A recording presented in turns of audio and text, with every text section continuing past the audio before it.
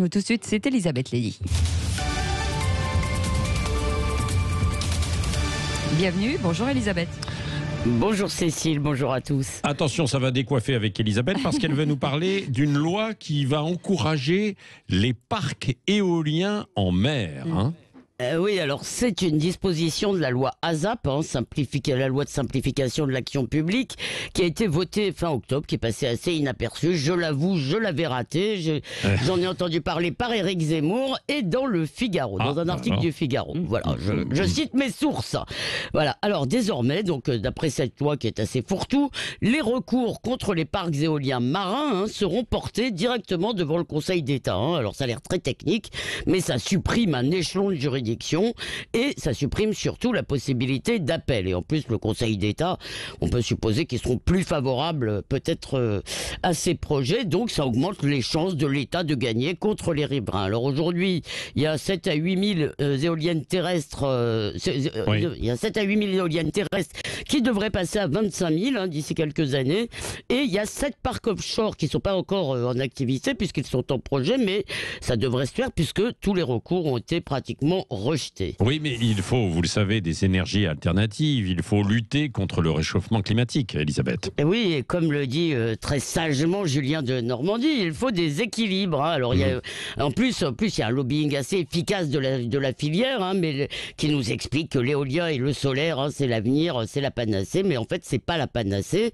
Alors, pour les éoliennes sur la Terre, elles font un bruit épouvantable. Je pense qu'en mer, ce sera peut-être moins problématique. Ce sont des énormes blocs de béton qui sont un désastre pour la faune, que ce soit pour la faune aussi dans les mers.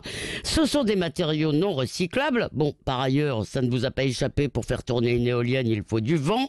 Et quand il n'y a pas de vent, ça pose un gros problème. C'est pour ça, notamment, que l'Allemagne doit rouvrir ses champagnes à charbon. C'est central, c'est central à charbon, pardon. Ouais. Enfin, nous ne les fabriquons pas, ces éoliennes, donc c'est de l'importation, donc c'est du carbone. En revanche, nous avons une électricité tout à fait décarbonée qui est le nucléaire. Alors vous allez me dire, je vous réponds immédiatement qu'il y a évidemment le problème des déchets, c'est vrai, mais les éoliennes aussi, il y a un problème de déchets parce qu'elles doivent être démantelées après 15-20 ans et on ne sait pas très bien ce qu'on va en faire de ces machins rouillés. Bon, et la technologie va faire des progrès.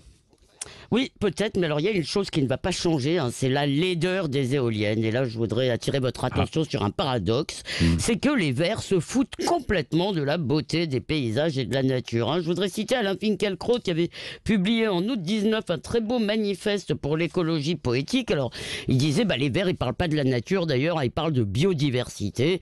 Et voilà ce qu'il disait, on délaisse l'amour des paysages pour les problèmes de l'environnement, on n'a pas de temps à perdre avec la beauté du monde quand la planète est en péril. Alors pour eux, effectivement, on a l'impression que l'environnement, ça se résume à des taux de CO2. Alors je vais aggraver mon cas en citant Renaud Cabu, qui dit « À quoi bon sauver la planète si c'est pour en faire une geôle sinistre ?» En attendant, le vote écolo, quand même, ne cesse de monter et de prendre auprès des jeunes générations.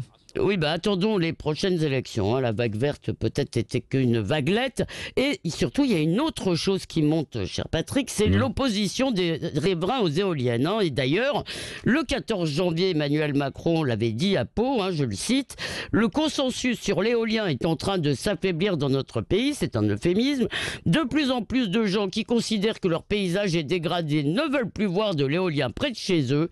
Il ne faut pas l'imposer d'en haut. Bon, oui, alors ça c'était avant, on était dans le mouvement des Gilets jaunes, Macron voulait montrer qu'il écoutait les colères du pays.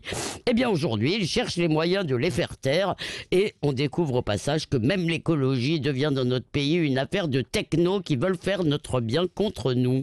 Merci, le regard libre comme chaque matin d'Elisabeth Lévy à 8h15 sur Sud Radio. Dans un instant.